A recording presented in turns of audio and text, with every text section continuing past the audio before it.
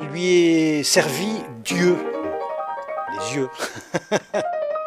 Ah, donc moi ça m'a donné le goût en tout cas de cet instrument.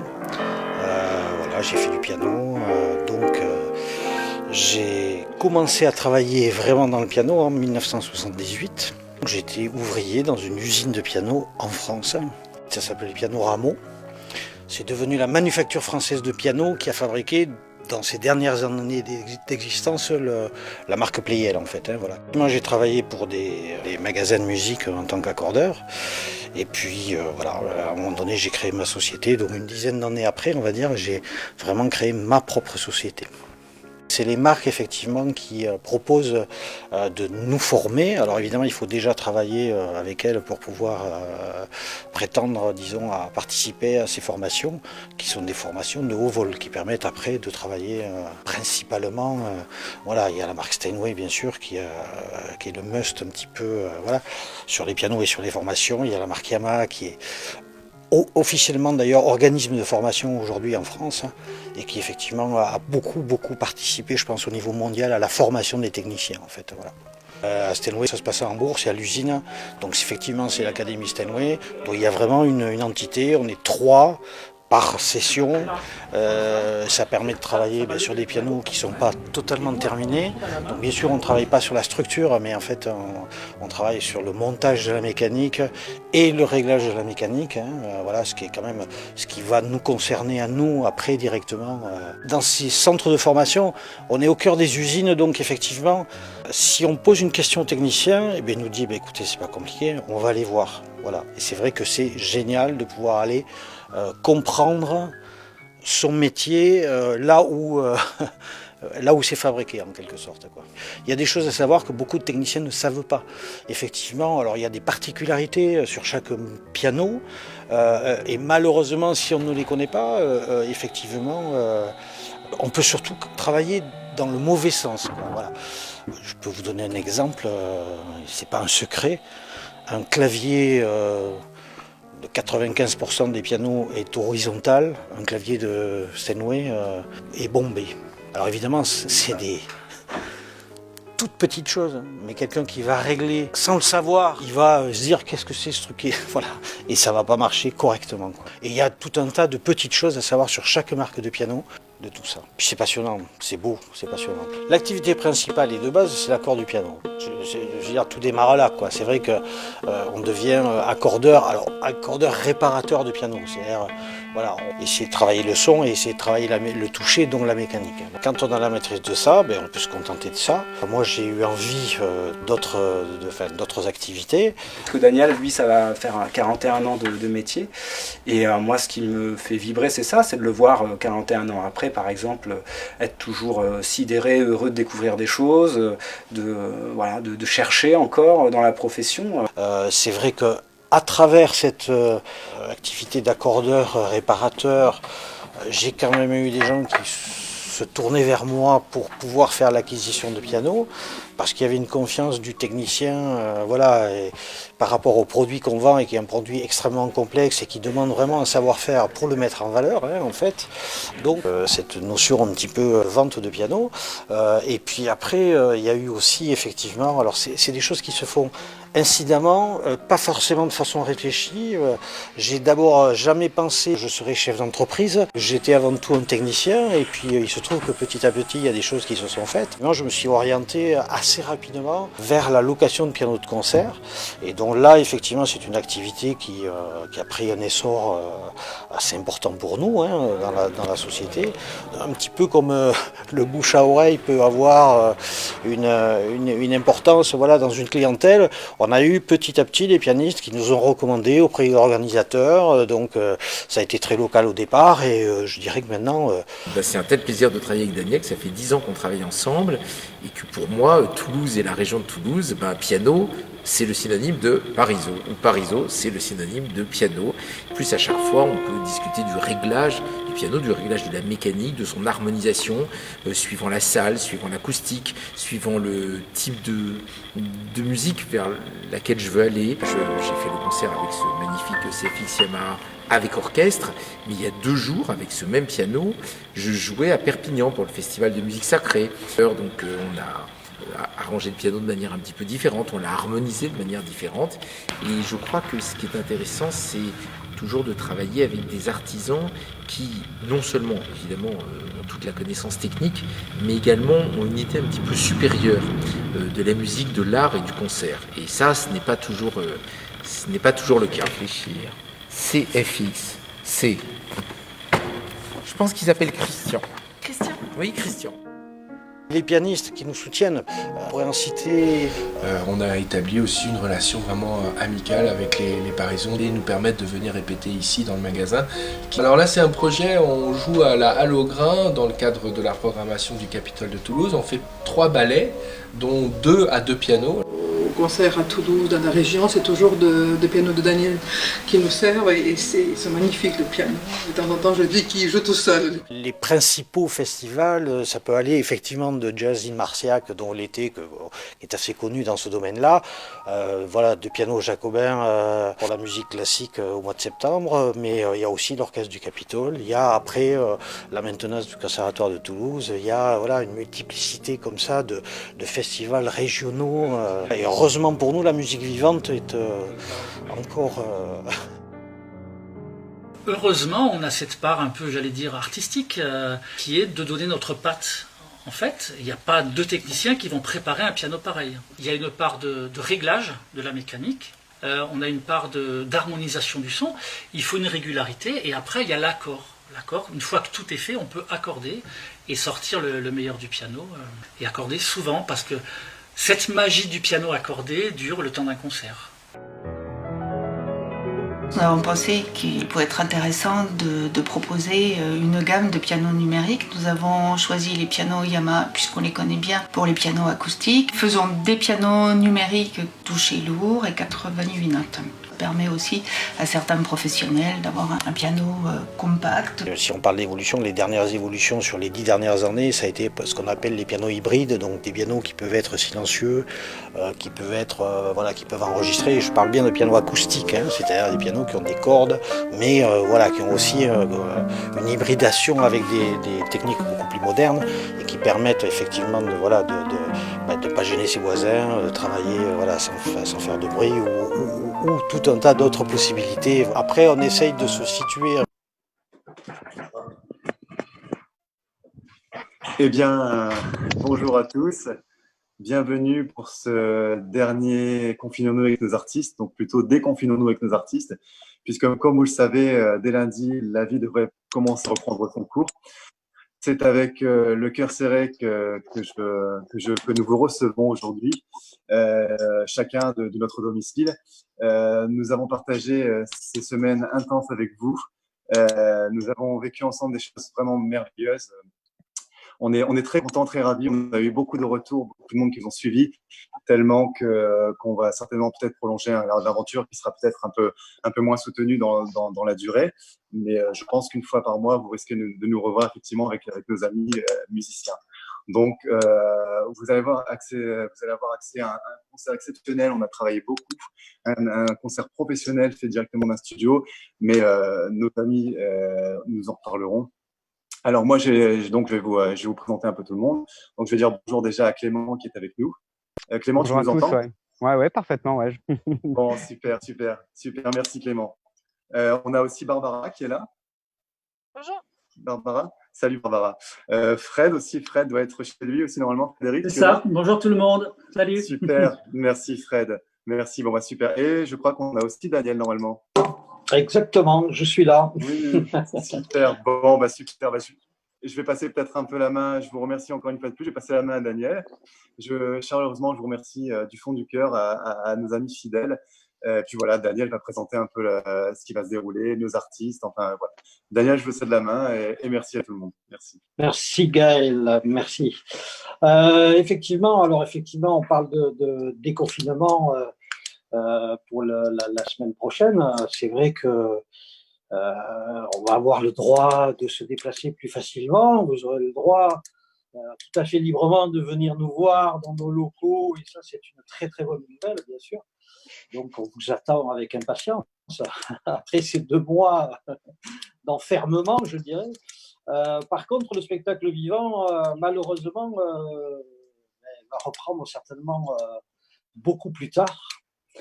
Et c'est vrai que, comme le disait Gaël, peut-être qu'on continuera à essayer de vous proposer des choses en direct et en live donc sur Facebook. Mais en tout cas, on va dire pour célébrer en quelque sorte ce début de fin de confinement, effectivement, on vous a réservé un beau gâteau, je dirais, voilà, avec une belle cerise dessus. Et donc, je vais remercier tout particulièrement les artistes qui vont jouer en direct. Ça, c'est quand même très important.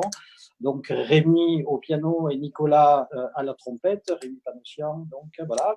Et effectivement, grâce à toute l'équipe du studio CDM, donc, qui est dirigé par Marc, vous allez avoir une qualité normalement d'image et de son voilà, qui est assez exceptionnelle, je l'espère. Et bien sûr, je vais remercier tous les collaborateurs voilà, de la maison Parizeau qui sont tous présents à chaque fois, voilà, avec beaucoup d'énergie et de dynamique pour essayer de continuer à faire bouger les choses. Voilà. Donc, en tout cas, je vous souhaite de passer un bon moment à tous. Je vous remercie aussi, bien sûr, d'être là de l'autre côté. Voilà, ça a été assez difficile à mettre en place. Donc, vraiment un grand, grand, grand merci à toutes les personnes qui ont participé à la mise en place de ce très beau concert qui va avoir lieu dans quelques minutes. Très bien, merci Daniel. Donc, sans plus attendre, nous allons pouvoir écouter en direct donc, notre ami Rémi Panossian et Nicolas Gardel. Place à la musique.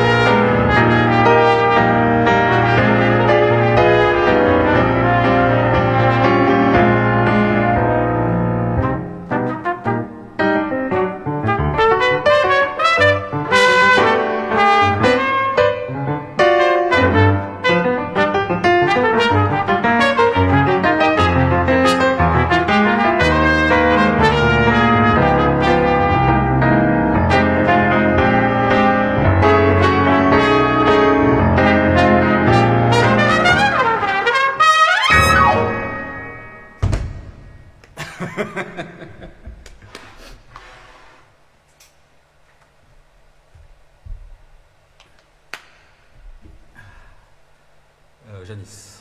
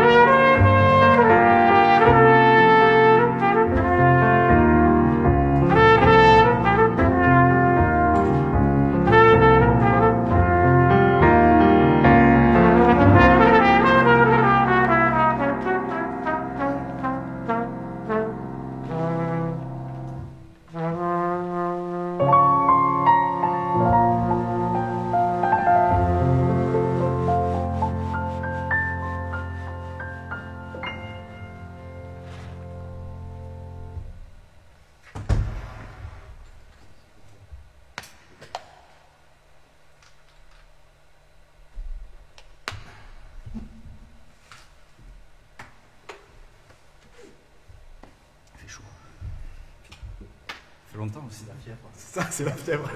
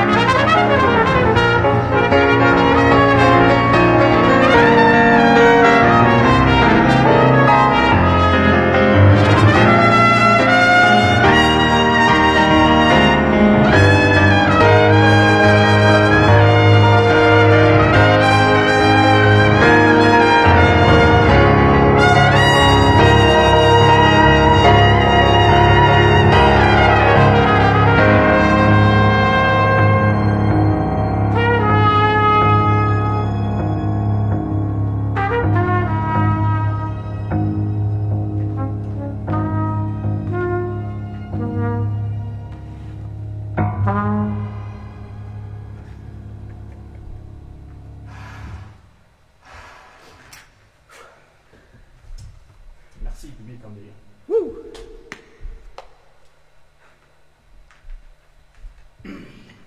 On va terminer avec I Got Rhythm. I got rhythm.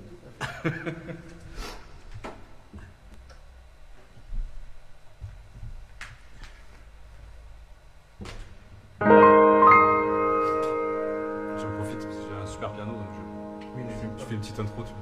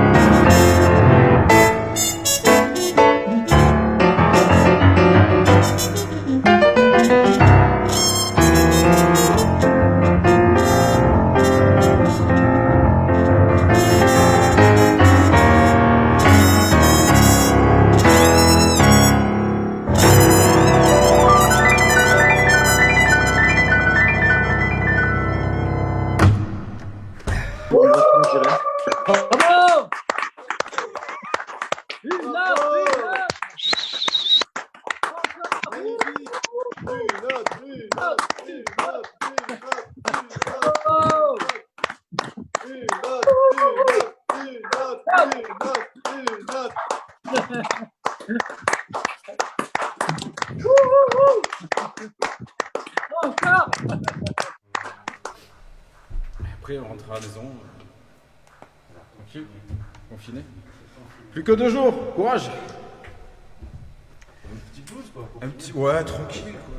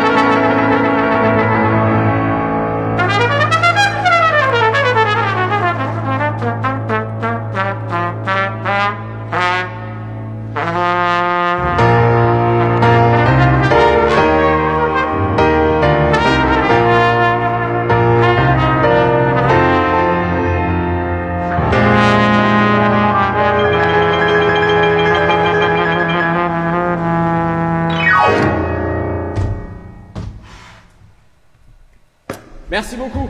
Merci à tous. Rendez-vous à lundi, on ne sait pas où, partout.